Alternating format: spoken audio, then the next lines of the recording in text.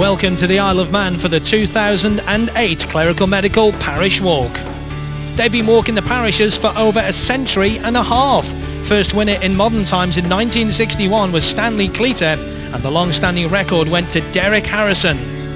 In recent times, Robbie Collister has won the event 5 times, but a new pretender to the throne, Sean Hands, smashed the record in 2006. And the outstanding female of recent times has been Sue Biggott.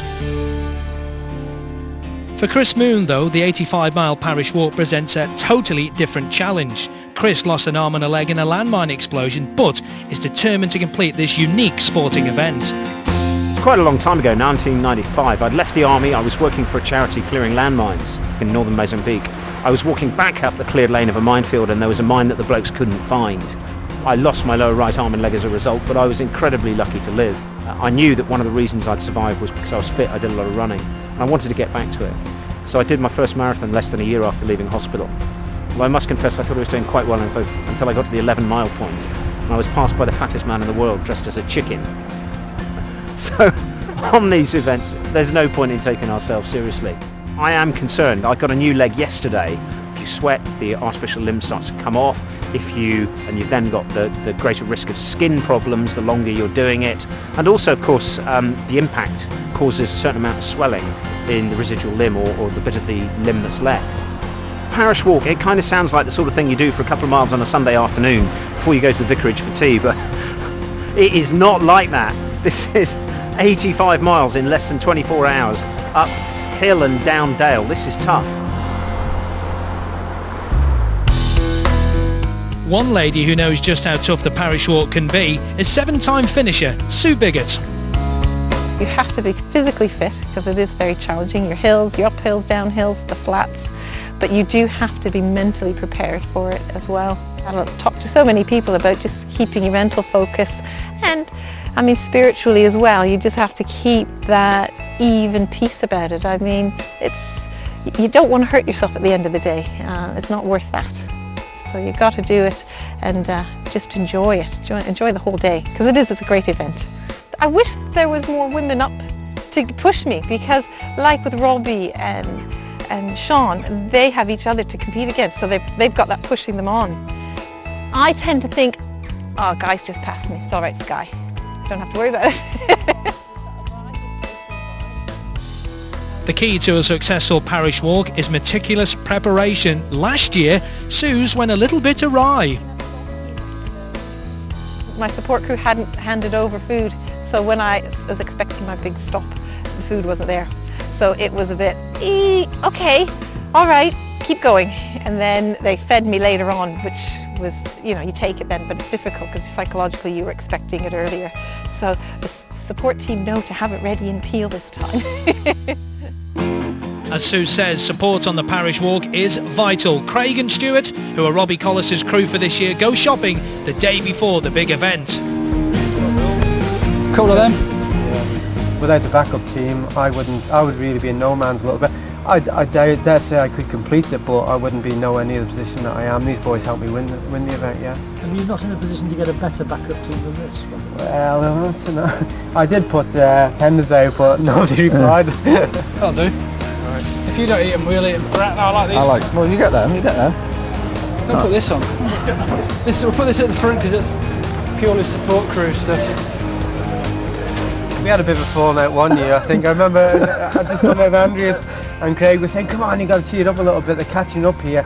And I actually turned around to him and said, I'm walking as fast as I can. And the next minute the van just drove off. And I was That's the danger, isn't it? Yeah, and I didn't see them for about another hour's time. They just let me walk it all off. This chap here with the long hair who looks like a girl, he's a bit of a walker and he's getting ready for his the parish walk tomorrow. So this is him stocking up. You know what? Bit of fresh meat on it.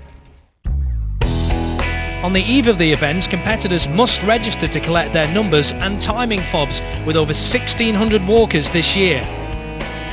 Some compete seriously, some for fun, but for Mike Bellis, this year's parish walk has taken on just a new twist. I have a brain tumour and I need to go to America to see a Dr. Peter Black, who's got the technology basically to take it out. No, I'll be there at the end. If I get to the end, you can film me going into the off the harbour into the sea. 85 miles, 17 parishes and just 24 hours to do it in. The record is held from 2006 to Sean Hands in a time of 14 hours, 47 minutes and 36 seconds. Can the record go at Parish Walk 08? Morning, Doc, you well?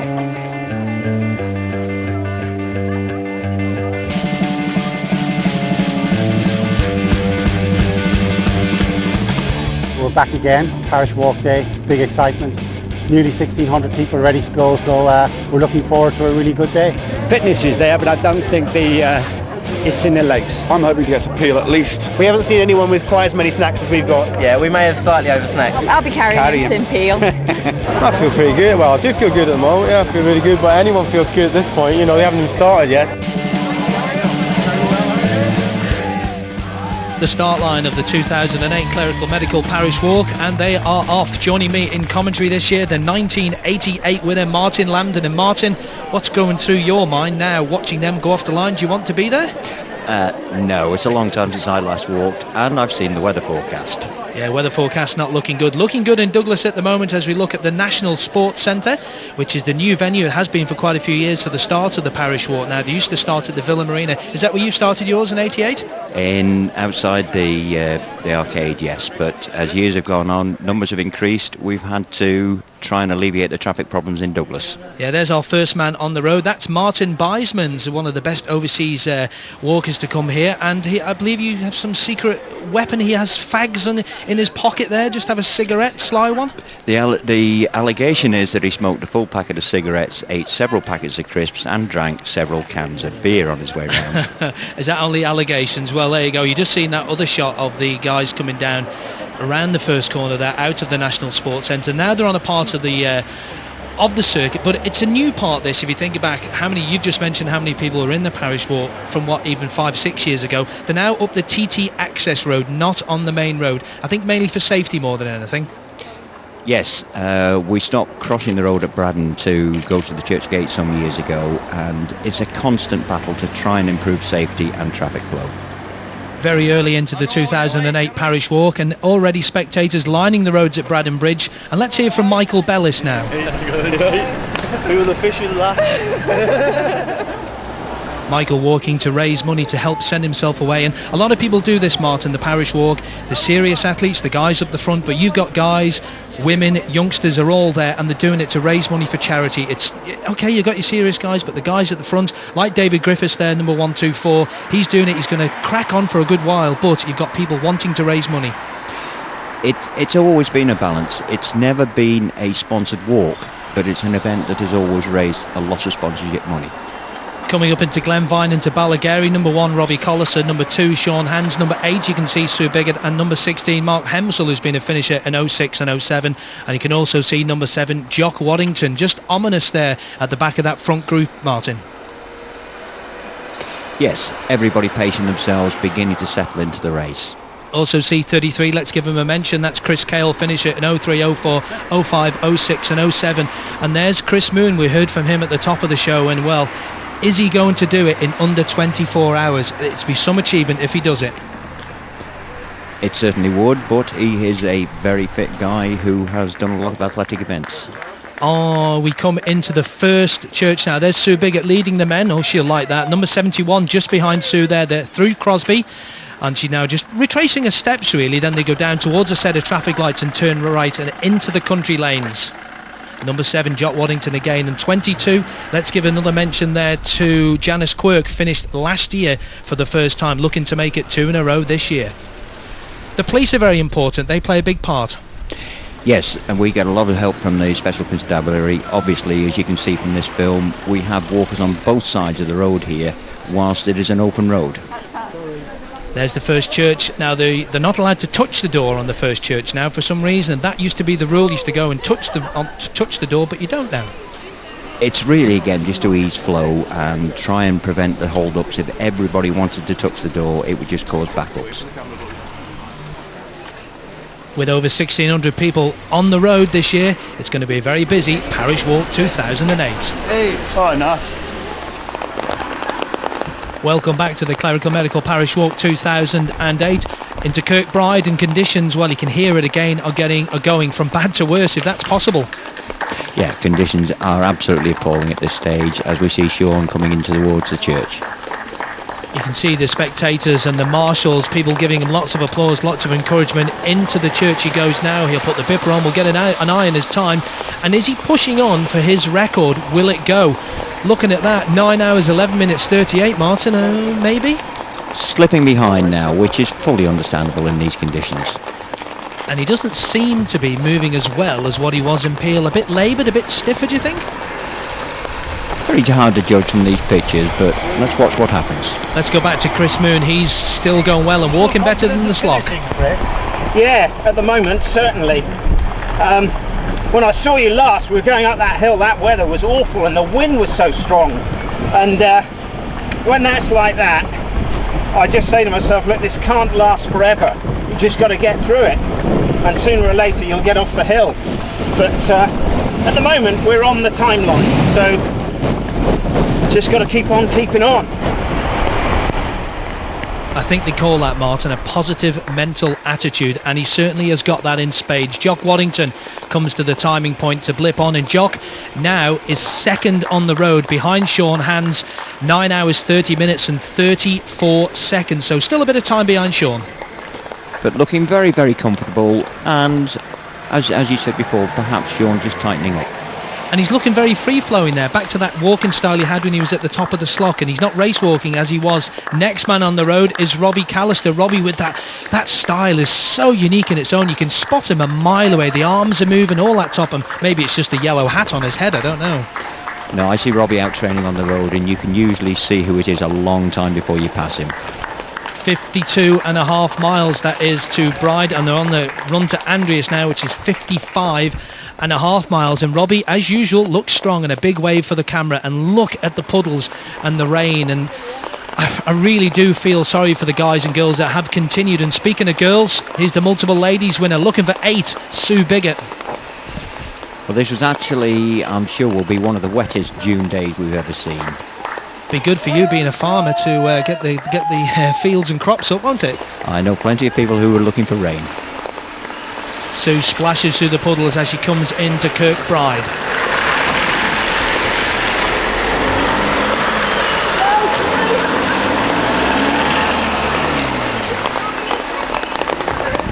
A finisher in 2006, 1:41, Morris Bolando, and a good performance by Morris so far. Yeah, gentlemen, I don't know, but yes, looking very much further up the field than you would have expected. Very flat up the top of the island, and a lot easier than the bottom parts, or even some of the later parts of the walk, which you'll see in a bit. The top half of the island a lot easier, would you say? But it can be very boring, especially if you don't know those long flat roads. Explain boring. It's not just a physical thing, it's a mental thing. Now then, some big news, let's hear this. We didn't get the Sulby Bridge, halfway between St Jude's Crossroads and Sulby Bridge. So just hearing that Sean Hands has retired at Sulby Bridge, so we have a new race leader. It's number 7, Jock Waddington. You know, he's looking at the big picture, he didn't want to knock himself up. Okay, thanks for that. Well done, fella. Sean had been complaining of a slight injury coming out of Peel, and it seemed to get worse coming into Ballaugh, at which point he had indicated he was going to retire. However, when he got to Ballaugh, he changed his clothes, felt a little bit better and continued on. So he walked quite well through Jerby right up to Bride, and then didn't feel so well coming through Andreas Church, and then subsequently retired. Sean Hands out. I've packed in, so bad enough. I had a problem with a sort of leg growing, sort of muscle, and decided to call it a day. What do you think will happen now? Oh, I think it'll be quite a good race. I think Robbie's got to take the lead on going through Mackled, because Jock has got quite a lot of speed, and once you get out of Mackled, it's sort of in Jock's territory. How important is the parish in your? That's the only thing for me, just the parish. So when something like this comes along. Yeah, Yeah, it's just once a year, so I get gutted, yeah. It'll be next year though, hopefully. Twice in 2 years, the record holder's gone out with injury, and well, I'm sure the sales of Radox will have gone through the roof after the Parish Walk, because it's a tough one. Yeah, it's appalling conditions, and even though we're now seeing an odd break between the rain, it is just so cold.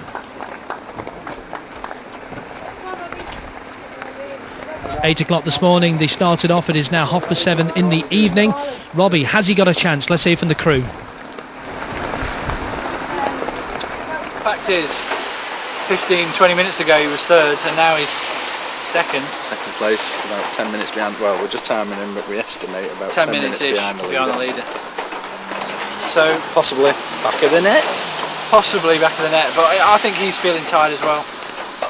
He's kind of making faces, isn't he? He always makes faces this time. Yeah, he always, even when he's not racing, makes faces. Spits his dummy out, doesn't he? Yeah, it's a bit miserable, really. It's too cold. Yeah. I'm tired. We only do it because MSM supply the food, so it gets us free food for the day, doesn't it? Actually don't really care about Robbie. Leaders nearly into Ramsey, but some of the later walkers still only halfway at Ballaugh Bridge. Still about 11 hours of walking to go. It's a long way, Martin.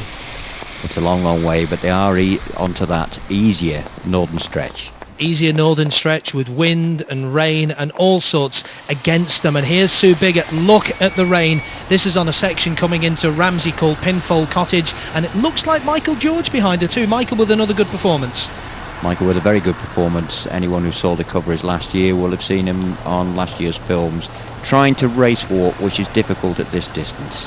Michael a finisher in 04, 06 and 07, and Sue again looking for finish number 8 and to be the all-time record holder. I don't think she's going to surpass the ladies' record time today with these conditions. I don't think she's going to get anywhere near it. It's also a very, very demanding record that she's trying to break. So here is Robbie Collister out of Ramsey, and look at the rain over the electric railway tracks there, and that must be horrible having to walk through that. It'll be squelching up through your feet, and now we're nearly into Mackled. The conditions not improving, mist coming in and an early night. I think a very early night with that mist coming in, and it's going to get darker quicker. Would that be the presumption because the mist has come in?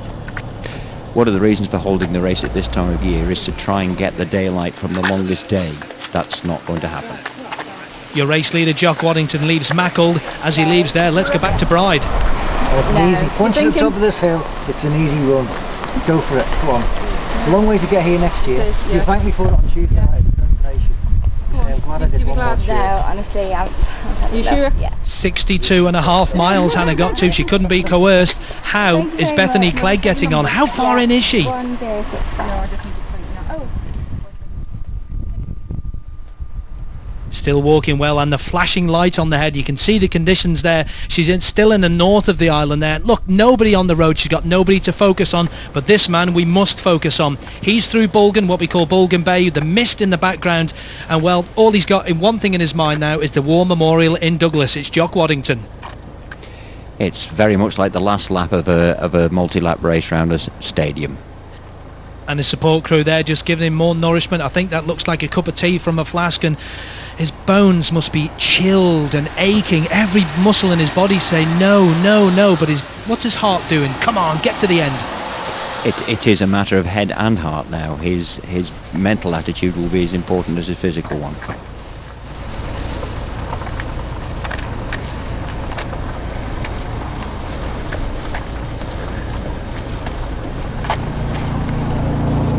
Your leaders are into Laxia, but people still going on. Jenny Smith with a retirement at Andreas there.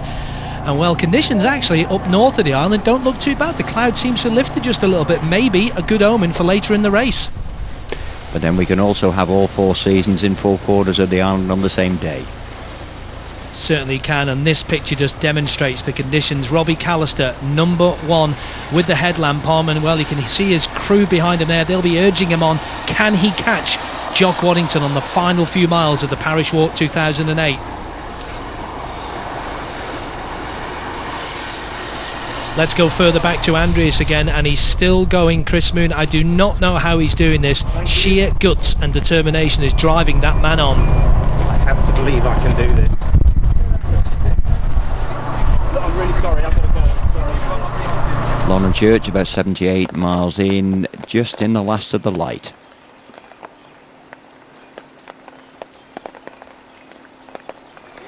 The applause ringing out for number 7, Jock Waddington, as he comes into Lon. You can see people hiding in the hedge, you can see umbrellas up, so conditions still not 100% for your race leader. Come on, Jock.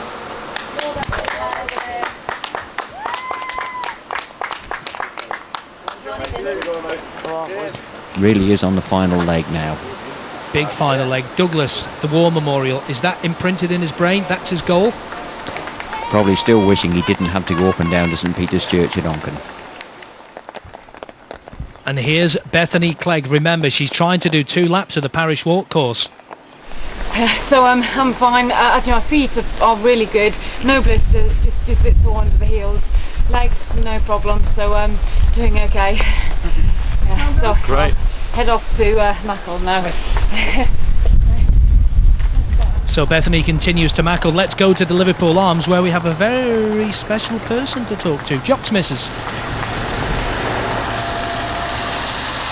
He's been training with the crew. It's Lisa Motley and Chris Cale and all the guys from the walking club that he goes to, so it's a case they've done really, really well. They've all worked very, very hard. Robbie's and Sean with them as well. Now I understand you've made him a little promise that can you explain what that's all about? I said if he got 5th place or higher that he could get his 42-inch plasma screen, flat screen TV. So? I think he might have that now. But I'm not going for the right surround sound. Just the telly. 8 on the back roads through St Mark's now. They've got past checkpoint 2 on the way down south, Martin. This is actually coming up to the Bray Crossroads. They're now about 5 miles into the walk. Let's talk about the drink stations. How important are they on the route, all the way along the route, the whole 85 miles? There are a lot of drink stations early in the walk, which is where they need to be. As the walkers get more spread out, they are settled. The more experienced walkers will probably take less water than the first timers. On the Clanner Road now, as they run up towards Santon, the next checkpoint, and well, there are your leaders. Number 16, we mentioned him before, Mark Hempsel. Also we can see Sean Hansen there, the all-time quickest athlete in the Parish Walk, and we can also see Robbie Callister there in the background. Robbie going very well. And there's one lady that's going to do a lap of honour. Walk 2 laps of the Parish Walk, 170 miles in under 48 hours.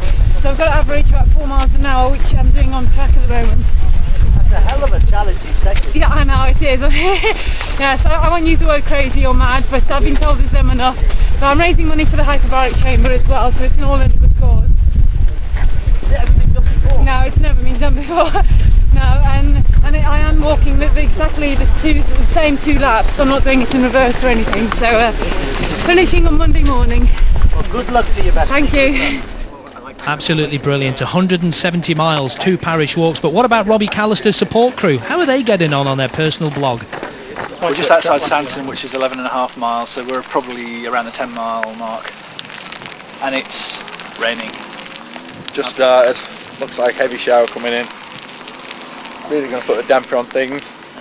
I don't feel appropriately dressed. Not in shorts, but hey, they're all in shorts.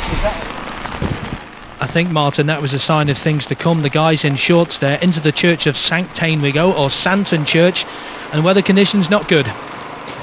No, the steady rain has set in, and the guys at the front probably feel it less than the slower walkers at the back. Don't forget the leader already through, David Griffiths. He's safely on his way to the next checkpoint. Is Sean Hands, Robbie Collister, Jock Waddington, and 16 again Mark Hempsel into the timing point. They've got a little beeper there. You just see them putting the hand onto that lady that bips onto the computer screen, and they know they've got past this point. And there are. That's the 2nd, 3rd, 4th, and 5th place walkers. What's happening here now, Martin? Here's Terry Moffat. Well, unfortunately, Terry's lost his dibber, the electronic recording beeper, and Sport Ident will come to the rescue, I'm sure, with a replacement and reprogram everything. Now then, he's stopped there now. I'm not sure exactly how long he's stopped for. What's that doing to his body after walking that far? On a day like today especially, it won't be helping, but it'll not be too big a problem. Is that alright? That's fine, so. Due to the weather conditions, he's changed his clothing, and as he changed his clothing, he's lost his tag. So when he got here, he went to look for it, missed it. to have reissued him with a new dibber, which enables him to carry on. You can hear when Karen's talking there, the rain battering itself on the umbrella. We're down to Kirk Rushen now, but the weather is taking a real turn for the worst. And here is your race leader, number 124, David Griffiths. You can see his wife there, Gail Griffiths, or Gail Musson as she's locally known, and he's coming into his checkpoint at Kirk Rushen Church, taking the little right-hander there, and he gets into the timing point and beeps it there. And what's he got to say? Great, on your way. Are you finished? Oh yeah, okay. The race leader's finishing, so he's only getting to Rushen, Martin. David Griffiths has stopped, so we'll have a new race leader shortly.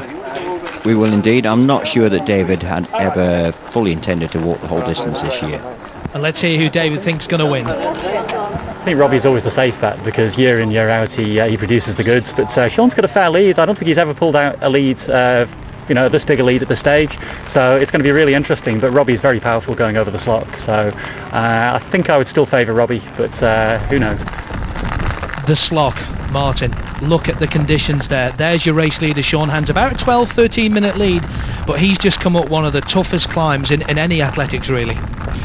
Yeah, people refer to the Slock. Actually, Balacalawi at the bottom is the steepest part, but Sean is now approaching Crockney Lay, starting to get into the easier drag before he reaches the summit. I've seen other pictures, and the Slock is a beautiful place for people to be and to watch the hundreds of athletes that will come up the hill.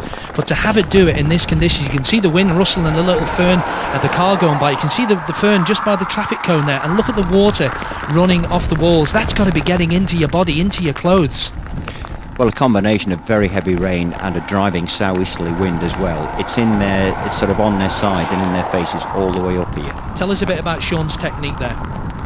Sean, very relaxed technique, using his arms well to drive his legs, not extreme race walking, but very, very economical. Back to the bottom of Balacalawi and Robbie's crew again. Are you going to be here all day? Yeah, unfortunately. Talking monkeys.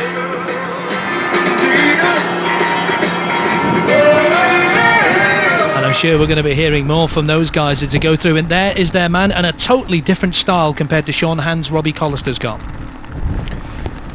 Robbie has worked on his technique over the last few years. He is trying to improve because he knows that's the only way he's going to catch Sean. And here's your third place man on the road. It's Jock Waddington at number 7. Jock looking, again, look at the way he's just walking as if he's out for a Sunday stroll. Very deceptive, isn't it?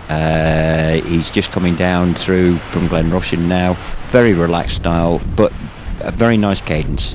Now, you see him there, he's just on a normal walk. But he's a race walker by trade, if you want to call it that, because that is his athletics. Now, look at him there now, look at his feet, look at the way he's walking. Some would question whether he's actually maintaining contact, I'm sure, but I'm sure if you watch it carefully, he is. But downhill at that pace, it is very, very easy to break contact. Back to the Slock we go, and number 85, Stella Caller, a finish in 04, 05, 06 and 07, and also just behind her, number 36, we'll give him a mention, Dave Tasker, a finisher in 94 and 98. Conditions getting, well, not the best, shall we say, at the top of the Slock. No, appalling conditions, and you're also seeing here the onset of the problems with traffic. Although this part of the course is run as a one-way system for cars, we still have problems. Robbie Callister takes the run down towards Peel now, and a bit of a change of clothes for Robbie and his team, and they dropped the clothing for their Robbie. And these guys, I mean, they've got to walk, but to get wet, what's it feel like walking wet? Is it horrible? Uncomfortable. Very uncomfortable. One man who's not uncomfortable, leading the Parish Walk for 2008, is Sean Hans. He's into Peel now. A good reception as they come up Market Street, and he looks pretty good there, doesn't he? Looks very good indeed. Well up on time at this point, and looking very comfortable. Looking comfortable as he goes into the bollards. He'll have to get to the timing point. Off at number 2. I thought he may have gone off at number 1, being the all-time record holder, but how far is he outside the time? Looking at that time, he's probably 5 or 6 minutes up on his record time from 2 years ago. Just looking at the conditions, you can see umbrellas up, and not as many people in Peel as what you'd have normally thought. Low attendance due to the weather, I would say. I think the weather will deter a lot of spectators who also have the option, of course, of watching it on the internet. Now Robbie Collister, you can see him marching, striding purposefully. He's trying to catch Sean Hans, but the news are getting in. We'll get it in a moment when he gets to the timing beam, is that Sean is pulling away from him, Martin. Yes, it would appear so. Sean is walking on a phenomenal pace at the moment. Can he maintain it? Time will tell. Look at the conditions on the camera lens there. You can see, imagine trying to walk. Now, I wear glasses, you wear glasses. If you were wearing them, you wouldn't be able to see what's going on. You'd be absolutely stuffed. And these guys have got to walk through this driving wind and driving rain. Must be awful. 5 hours, 41 minutes and 45 seconds. He's dropped a bit of time from Russian. Yes, Robbie just slowly sliding behind Sean. Whether Sean can maintain this remains to be seen. Let's go back to the top of the slot, and there's the man we heard from at the top of the programme, Chris Moon. How is he doing this, Martin? One leg he's got, one leg and an artificial leg, and look at him, he's walking on his tiptoes there. The pain must be unbelievable. I can't even imagine what that would be like. I know what it's like to walk up there with two good legs. And he's being pulled along by other people giving him assistance. Here is Jock Waddington at number 7, and he looks very relaxed coming into Peel. Very, very easy style again, just very economic. And in third place and looking pretty good in the bright yellow one, which means, now let's just explain this, he's got the high visibility jacket on for one reason and one reason only. It's a safety requirement at all points of the race beyond Peel, but preferably at all stages. Back down the field we go, and look at the conditions there. Look at the various competitors holding bottles of water. There's bananas, there's all sorts of things there just to try and keep them going. And well, every picture tells a story, and look at that lady just under the umbrella trying to shelter away from the rain and the wind. And here is 271. That would be Anthony Bolton, and even managing to give us a bit of a smile and a wave. That's what it's all about. I don't think that dog's going for a long walk. I think he's just out round the shops, I think, Martin. This is the real business. David Collister there looking for finish number 25 in a row. Fantastic. Stanley joke is David's training was last year's Parish Walk. We're just through the speed limit signs into Balaf. Just going to give him another delicious tub of porridge. Whew. Rather him than me. Martin, when you won the Parish Walk in '88, did you take any food on board or anything like that? Some fruit, but only very basic things, some electrolyte drinks, but I couldn't eat like that. No, you couldn't, could you? 42, Ray Hughes, one of the local postmen. I can see his knee strapped up there. Problems with it? Ray seems to have struggled with his knee for some years now, unfortunately. Competitors young and old, and even spectators young and old at the 2008 Clerical Medical Parish Walk. 1:4:45. Pauline Ringham comes into Peel. You can just see her adjusting her right wrist there. That's to get the bipper. She bips on. But if you decide to retire at Peel and you want a bit of a rub down, you can just go in the back and sit down and relax. Ooh, I could fancy one of those. The slot was horrific. It was windy, rainy, everything thrown at us at once. Well, it's the first time I've ever done it. It was an experience. The slot was hard. I've never been so cold in my life. The worst conditions I've ever walked into when I took that walk in 1960. Never raced in conditions like that ever. In winter in Great Britain, France, Holland, anywhere. The actual hailstones were stinging as they were coming in. Finally, get the shoes, get the socks off, and oh, look at the state of the bottom of his feet. Here's a story and a half. Michael Bellis getting to Peel just about. It was tough, like really tough. Hats off to the people who got this far and further. So tough. Honestly, I've just been to friends just lying down and I'm so stiff, it's unbelievable. Like I couldn't have gone on.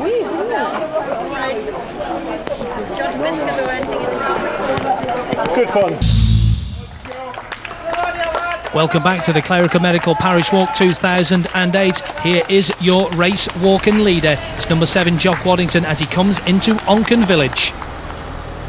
Yes, down the butts and back up the other side up to St Peter's Church. Now he'll have to retrace his steps. Your leader's in Onken, but another retirement at Lazaire. Oh, yeah.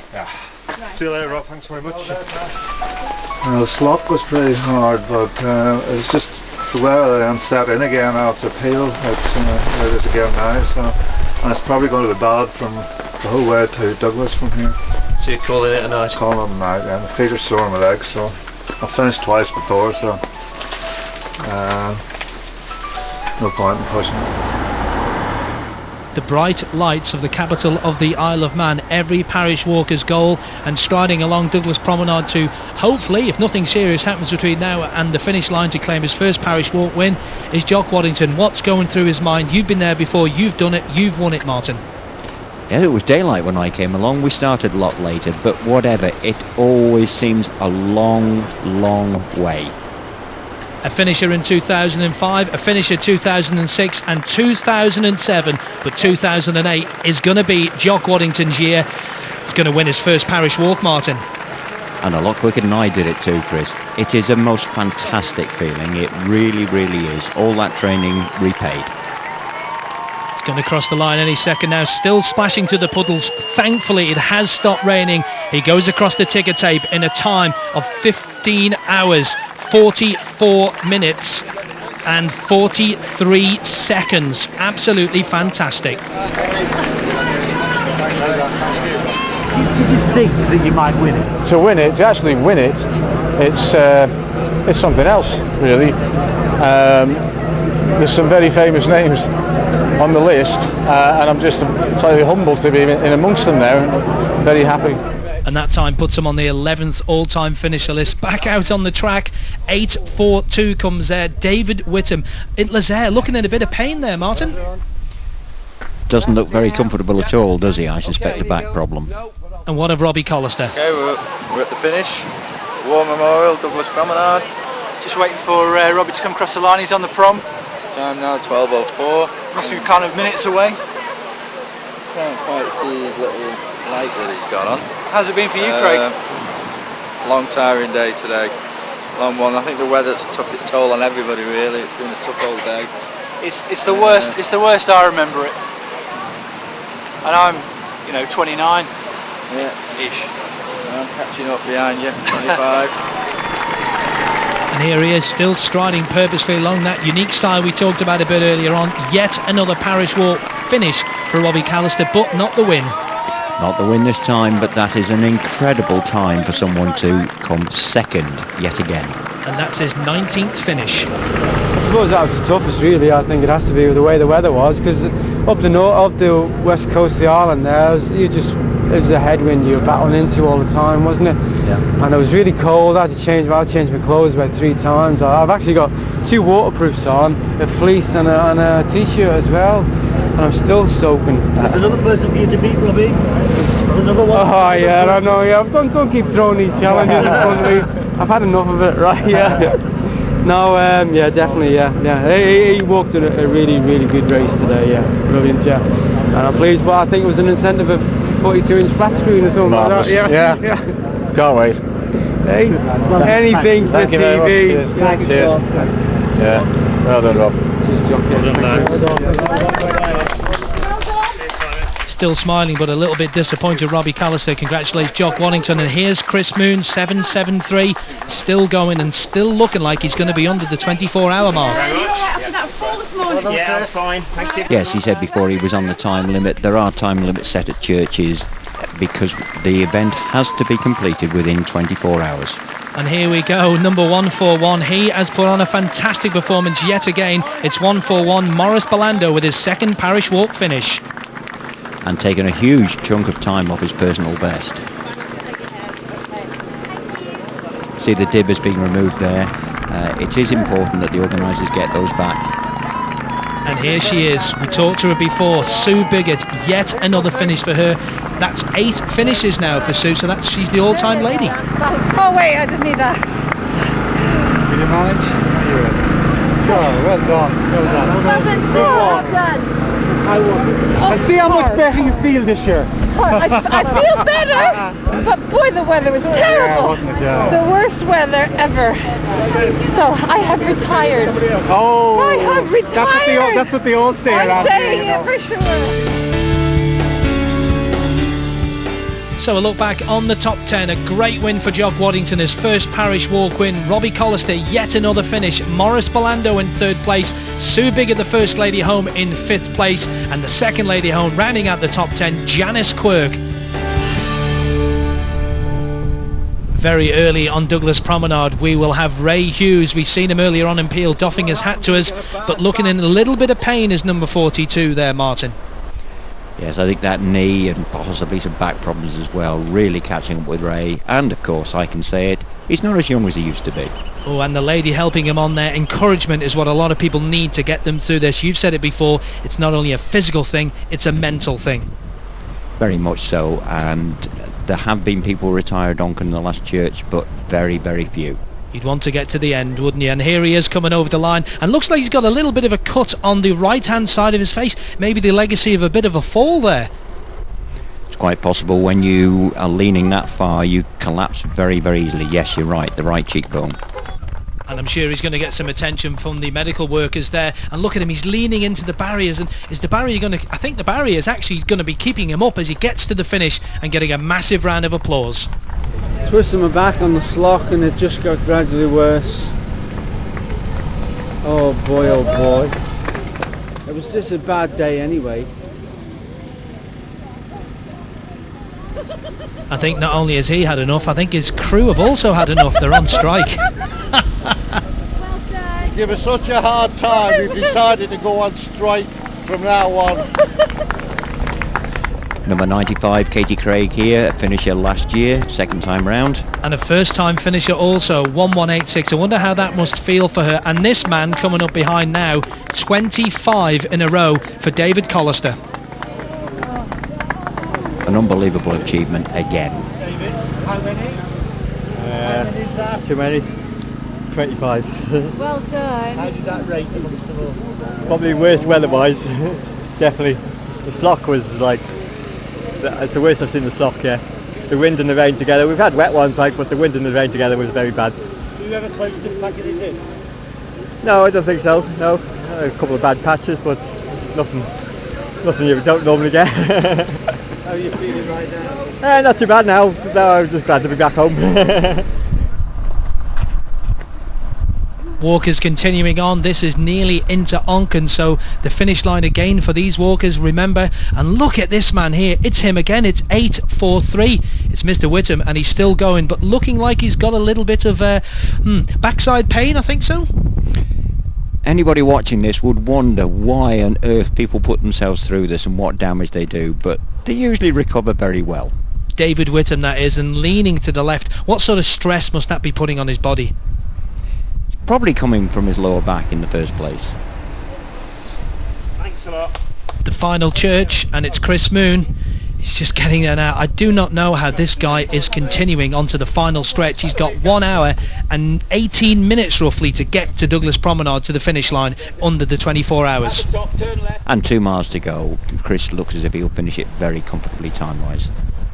A very windy Douglas Bay is welcoming the finishers for the 2008 Parish Walk, and there he is along past the Hilton Hotel and Casino and getting a little bit of a help there.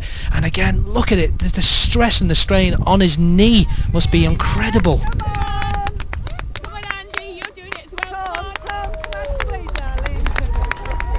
Chris Moon nearly at the finishing line, and 3:84. Andy Harrison is seeing him along to the end. Done some tough things in your time, but where does that rate, Chris? It's not always easy to compare things. I would say that is without doubt one of the toughest. Firstly, because of the time, and the other thing is, I don't think it's just my perception, because lots of other people said this, that you always seem to be in a headwind. It was absolutely digging down as deep as you got. I mean, this is an extraordinary event. It really is incredible. Come back again? I might actually, never say never. 1363. Alona Ledley comes to take the Parish Walk finish line and gets the dipper off again, and what a walk that's been. And Martin Quayle finishing for the second successive year. Looking very cool and very confident, maybe wanting to do it again. I think that'd maybe just be showing off just a little bit.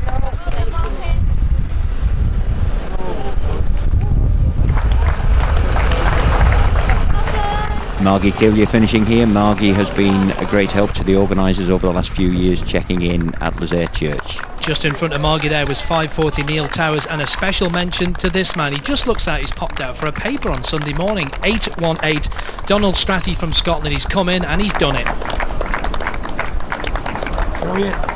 Absolutely brilliant. And this man, we've followed him through all the way, and he's been in pain since around Andreas and Lazaire. 8:42 David Whittam. He is the 121st finisher over the line, 6 minutes under the 24-hour mark. I bet he was looking at his watch across Douglas Promenade. I've watched one or two along that promenade over the years panicking, but 24 hours is the cut-off time.